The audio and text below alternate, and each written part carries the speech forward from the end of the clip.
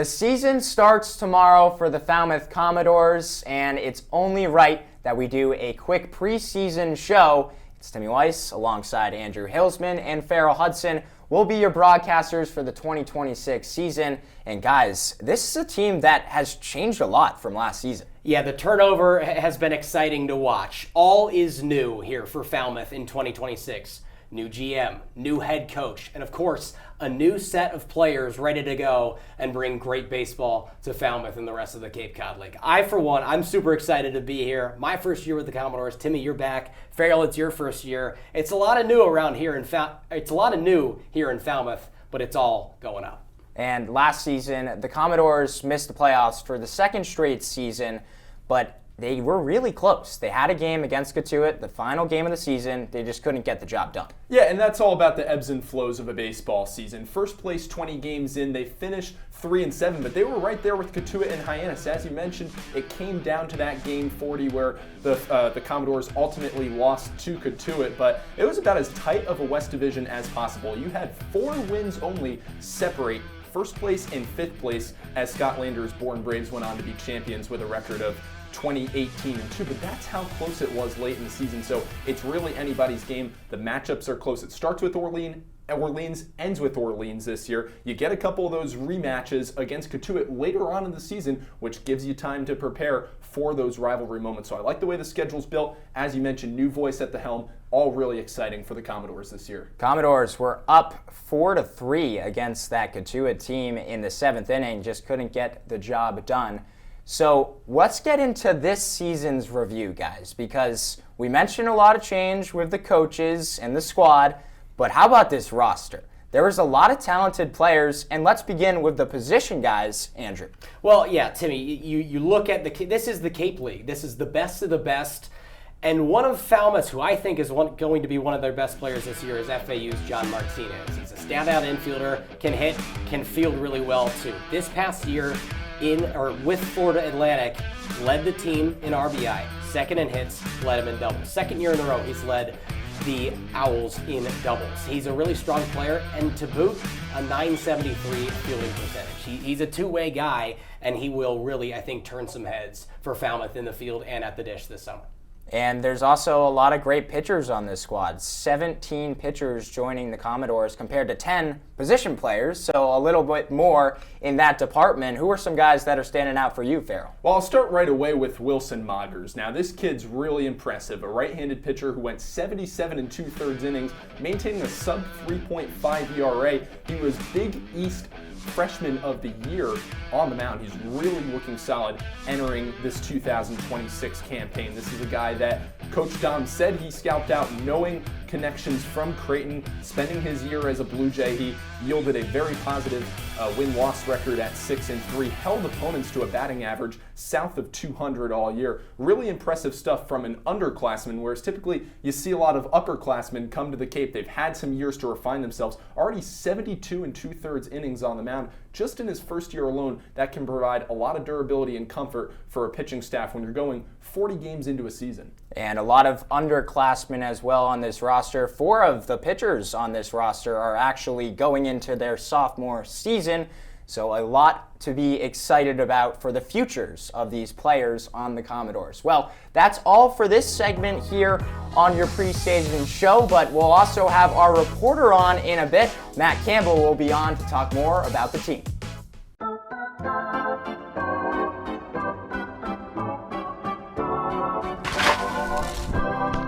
You'll always be safe at home with the Diana Lucevero Group at Compass Real Estate.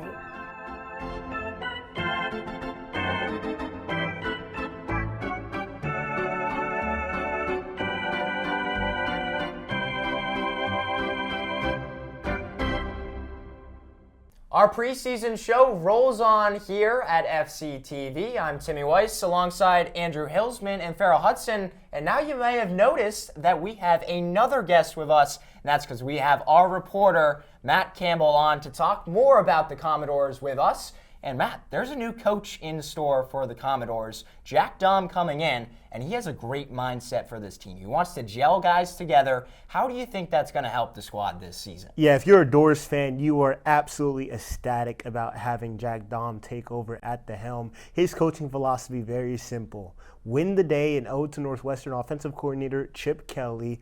Good attitude, great effort, and shake and bake, which is code for having fun. But above all else, he wants guys that'll go about doing things the right way. Hard workers, grinders, guys that will come in and day out and put in the work for Falmouth to make the turn that it needs to make to become competitive in the Cape Cod Baseball League. And I think that mentality as a head coach is for the best for this organization. When you talk about the leadership positions, and then everybody likes to talk about the grizzled veterans and the guys who are coming back from last year. But the young guys, the underclassmen, they have just as much impact. Who are a couple of guys on your radar, Matt, in that underclassmen section are really going to make a big impact for Falmouth? I think of Adam Urban, a guy at Minnesota who didn't necessarily get the innings that he wanted, but is looking to improve upon his stuff at Falmouth and go back and work himself into a starting role, as well as Braden Bergman, who missed his first year as a freshman,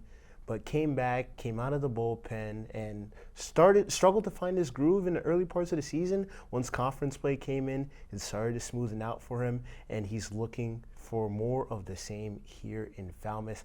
Those are two guys that I like to keep on my radar. You also think of the Aiden Donovans of the world, those leaders that have stepped into roles at their respective schools and really have taken the bull by the horns, not to be corny, and have led their pitching staffs. So I like this pitching staff for the Doors, and I think that's going to be what leads this team this season.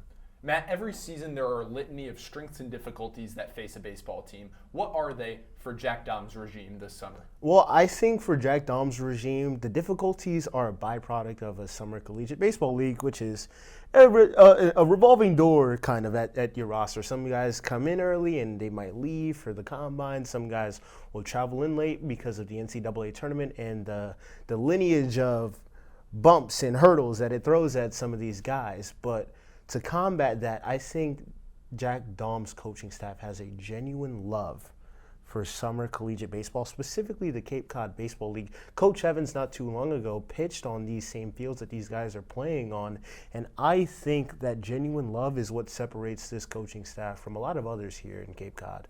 Matt, excellent stuff, my man. You are killing it so far. We are all looking forward to your coverage throughout this season. We still have a schedule preview on the other side of this, so don't go anywhere.